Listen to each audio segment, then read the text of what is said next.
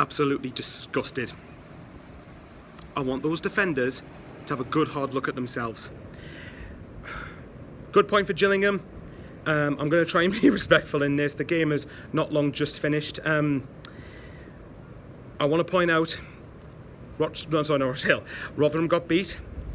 As far as I know, Fleetwood drew. They might have won by the time I've checked the results, by the time this video's gone up. So apologies in advance, anyone, if I've got any results wrong. I'm livid. I am absolutely furious. And we were supposed to have this record about being hard to get past defensively. Right, why did we allow Gillingham back in the game twice then? The second goal, decent finish from outside the box, but no one closed the shot down quick enough for me. I might be saying that in the heat of the moment, so bear that in mind.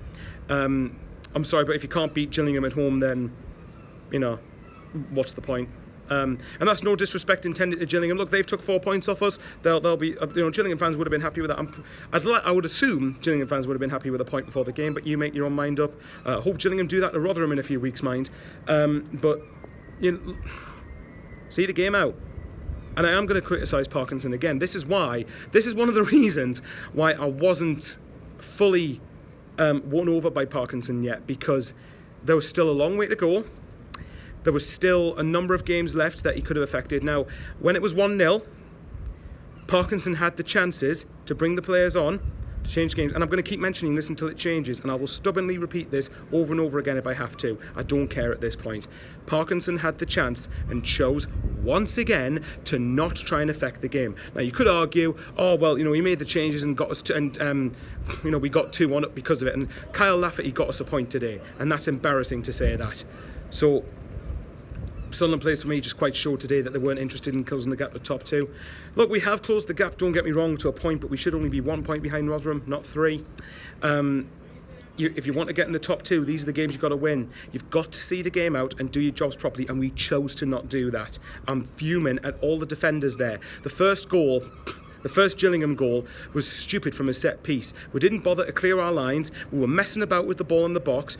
And both Gillingham goals happened at my end. So I was like, well, just get rid of it. Get rid of the ball and hoof it. Clear it.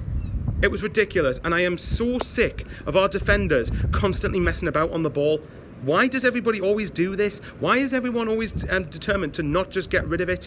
Look, if we'd have won the game, obviously it would have been a different tune. You get the 3 points, you move on. But you've got to win the next 2 now. You have to win. And you could have done with, and because we're going to be stupid enough to postpone Southend, even though with what we get at our disposal, even with some of the players called up, we should be going to Southend to win. I don't care. It's not disrespect. We should be, we have expectations of going for the top 2. We should be beating most teams in this league.